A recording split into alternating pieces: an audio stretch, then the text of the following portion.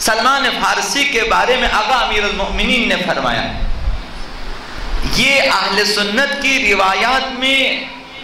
صحیح السند حدیث ہیں کہ انہوں نے بیان کیا ہے۔ ابو نعیم جیسوں نے، ابن عساکر جیسوں نے اسے نقل کیا ہے، اور یہ سلسلہ یہ سند اس طرح صحیح ہے جس طرح صحیح مسلم اور صحیح بخاری کی روایتیں صحیح ہیں، بشرط صحیحین انہوں نے لکھا ہے۔ سلمان فارسی کے بارے میں آقا امیر المؤمنین، ہمارے بحر المعاد میں یہ روایت موجود ہے، آقا امیر المؤمنین نے فرمایا کہ ادرک العلم الاول والعلم الاخر، سلمان فارسی نے علوم اولین اور علوم آخرین کا ادراک کیا ہے، یعنی اس سے پہلے جتنے علوم گزر چکے، اس کے بعد جتنے علوم دنیا میں پیدا ہوں گے،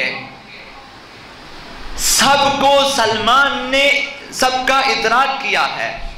یہ آقا امیر المؤمنین فرماتے ہیں علوم اول اور علوم آخر دونوں سلمان فارسی نے ان کا ادراک کیا ہے، اور فرمائے بحر لا ينزع قعرہ، سلمان علم کا ایسا سمندر ہے کہ اس کی تہ کا اندازہ نہیں لگایا جا سکتا۔ یہ آقا امیر المؤمنین فرماتے، یہ سلمان فارسی ہے، اور فرمایا کہ منا اہل البیت، یہ سلمان ہم میں سے، ہم اہل بیت میں سے، مقام علمی یہاں تک ہے، اور پھر مقام معنوی اس حد تک ہے کہ آقا امیر المؤمنین نے فرمایا کہ سلمان ہم میں سے ہیں، جس طرح پیغمبر اسلام نے فرمایا سلمان ہم میں سے ہیں، ہم اہل بیت میں سے ہیں۔ اب اصحاب پیغمبر یہ بیان کرنا چاہتا ہوں کہ سلمان اس مقام تک کیسے پہنچے، علم کے اس مقام تک، اور یہ معنوی مقام کہ منا اہل البیت بنے،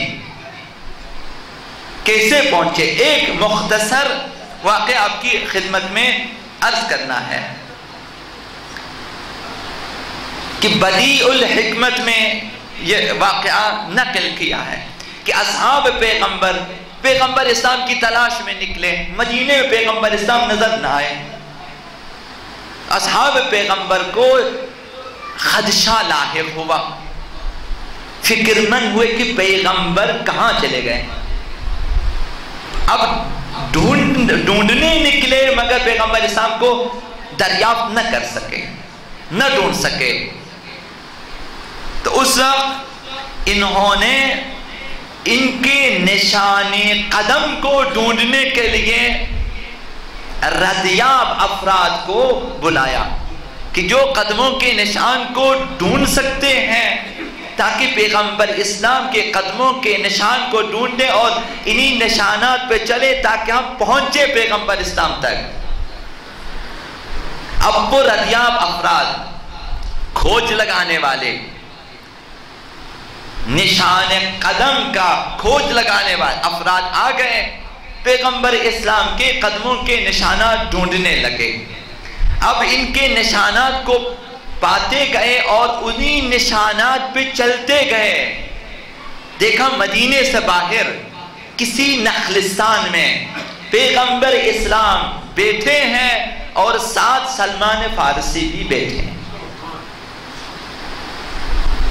عرض کرنا یہ ہے کہ سلمان کیسے منا اہل البیت کے مقام پہ پہنچے، تو شاید یہی واقعہ، اس میں یہ راز پوشیدہ ہے۔ اب کھوج لگانے والوں نے اور اصحاب نے سلمان سے عرض کیا کہ ہم تو پیغمبر اسلام کے قدموں کے نشان تلاش کرتے کرتے یہاں تک پہنچے، ہم نے کہیں آپ کے قدموں کے نشان نہیں دیکھے، آپ کیسے پہنچے، آپ پیغمبر کے پاس کیسے پہنچے؟ تو سلمان کا جواب یہ ہے کہ میں نے اپنے قدموں کا نشان چھوڑا ہی نہیں، میں نے ایسا کام کیا ہے کہ میرے قدموں کے نشان نہ رہے، جہاں جہاں پیغمبر اسلام قدم رکھتے تھے میں اپنا قدم وہیں پہ رکھتا تھا، تاکہ میں نے کہا کہ پیغمبر کے نشان قدم سے ہٹ کر میرا کوئی نشان قدم ہی نہ رہے۔ ان میں نے فیصلہ یہ کیا ہے کہ پیغمبر اسلام کے نقش پا پہ چلوں، نقش قدم پہ چلوں،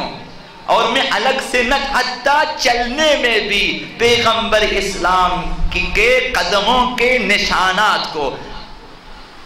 سلمان فارسی پا لیتے اور وہیں اپنا قدم رکھ لیتے اور پہنچ جاتے۔ یعنی دراصل جنہوں نے کھوج لگایا انہوں نے سلمان کے قدموں کا کھوج لگایا، اور چلتے چلتے گئے پیغمبر اسلام تک پہنچے۔ تو شاید یہی وجہ تھی کہ سلمان نے اپنے تمام امور زندگی کو، حتیٰ کہ چلنے کو